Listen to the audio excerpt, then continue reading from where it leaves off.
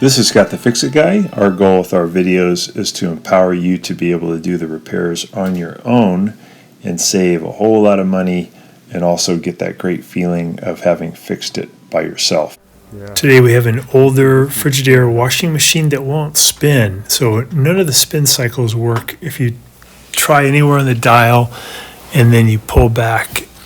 You don't get any spin cycle, nor do you get any type of agitation cycle during the wash portion. So this could mean that the door switch has failed. It can also mean that the motor speed control has failed. So this video will go over how to test the motor speed control. By the way, if your machine doesn't drain all the way, it won't go to spin. So in this case, this one was draining really well. But if yours doesn't drain, you may just have a clogged drain. So I have the bottom panel removed, I have it unplugged, and I'm going to get to the speed control to change it. I'm going to reach back in here with a Phillips head screwdriver and remove two Phillips head screws that are holding the speed control, which is located in the back right corner. And pretty easy to get to. You just have to get your tool in there. You can also take off the back panel to get to it, but if your machine is installed in a cabinet, this may be a better way coming at it from the front. So I'm going to get out the two Phillips head screws, and then I can take the speed control and bring it out toward the front. I did have to clip a couple of zip ties that were holding the wire harness. If you don't clip the zip ties, you won't be able to pull it out toward the front, but they're easy to just clip with some diagonal pliers. So I'm pulling that out toward the front and going to wiggle it through underneath the tub. And here's what it looks like. This is the motor control or motor speed control or MCU. Here's a new one, new circuit board. It just lives inside of the plastic cover. So I'll pull off these two electrical connectors. One you just pinch in on the sides and pull it off. And the other one you just take it, grab it, and pull it, kind of wiggle it off. Wiggle that one off. So now I'm going to pry back the plastic cover and lift the circuit board up toward me. Comes out. Here comes the new circuit board. I'm going to put it in the same way. So I'll fit it into the little slots down there, and I'll push the top of it in until it clicks. We'll put a link in the description below for ordering this speed control. Put on the new connector, the two electrical connectors, and now I can actually just leave it here to do a test to make sure this is going to solve the problem. So we're going to let it fill, and then it should start to agitate maybe about a minute into the cycle. You should see the spin basket going back and forth. In this case, it's not responding to the new circuit board. So there's a couple other options, but the most likely one is the door switch has failed. I noticed that during the operation, there's a loud buzzing coming from the door switch. So it would be recommended to replace it. Some of these have a more modern Frigidaire door switch, which are only about $25 from Amazon, and they're really easy to pop in. And some of these use an older style door switch, which has a retrofit kit that you can get. We'll put a link in the description for that below. But it's pretty expensive, about $200. And it may be better at this point to get another washing machine because these gallery ones are pretty old. This is how you could take out the door switch, though, if you have the modern one. You just take a paint scraper and you kind of pull back on the boot and you wiggle the paint scraper in to break the contact cement that's holding it in. A lot of models, they have a spring clip that holds this in, and some they glue them in. So these have a little bit of glue, and it's not that hard to break the glue free. So once you get the glue free, you want to remove the two Phillips head screws that are holding the door lock into position. You just have to remove some of the glue. I'm going to put my hand behind it, make sure again it's unplugged, and zip out those 2 screws.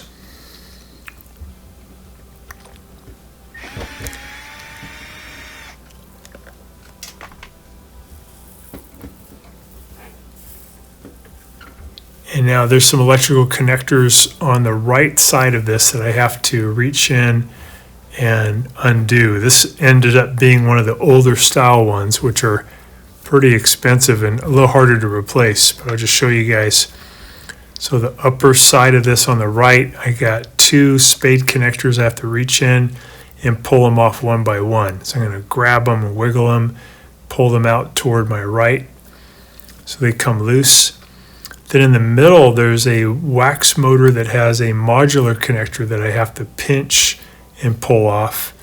And at the bottom of the door switch are 2 more spade connectors that I have to pull off one by one. They're usually on there pretty tight. Let's get the top ones off.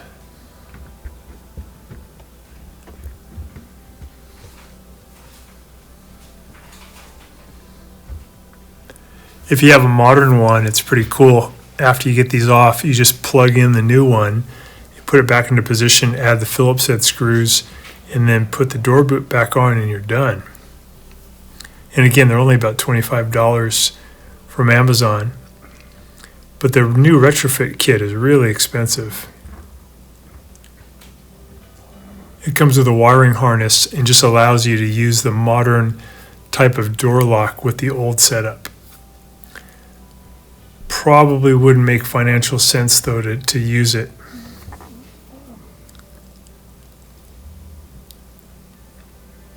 So I'm going to use the needle nose pliers to grab those spade connectors to help wiggle those off of the bottom. There's one. I'll grab the other one, wiggle it off. And now I can pull out the old door switch. This is the old style.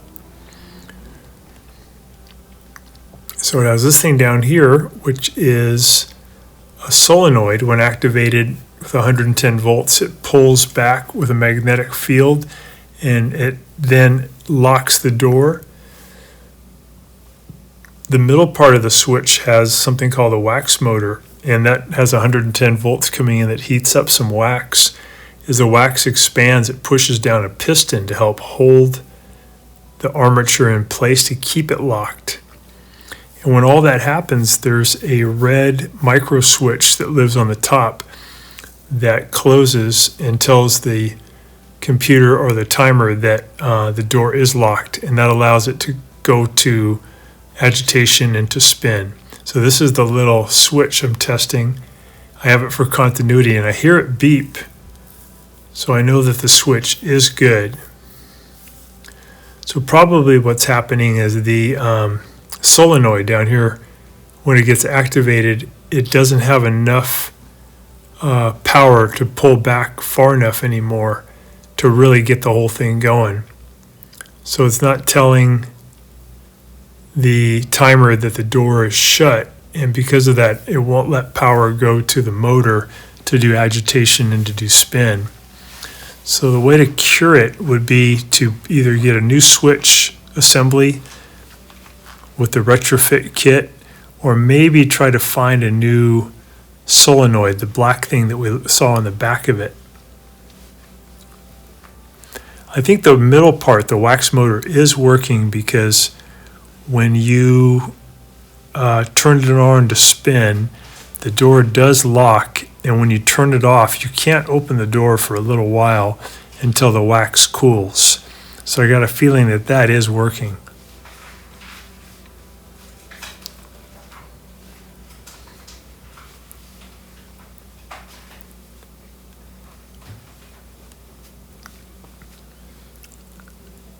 The other thing that could be happening is that the timer that lives in the upper right-hand section could be dirty on the spin contacts, and those spin contacts might just need to be cleaned, or it may need a new timer.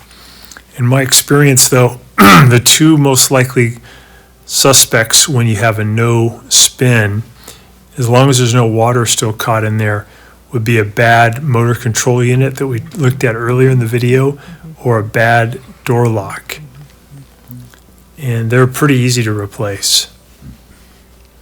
So if you have a new door lock, the way you put it in is you hook up the wires in the back, and then you just add those 2 Phillips head screws.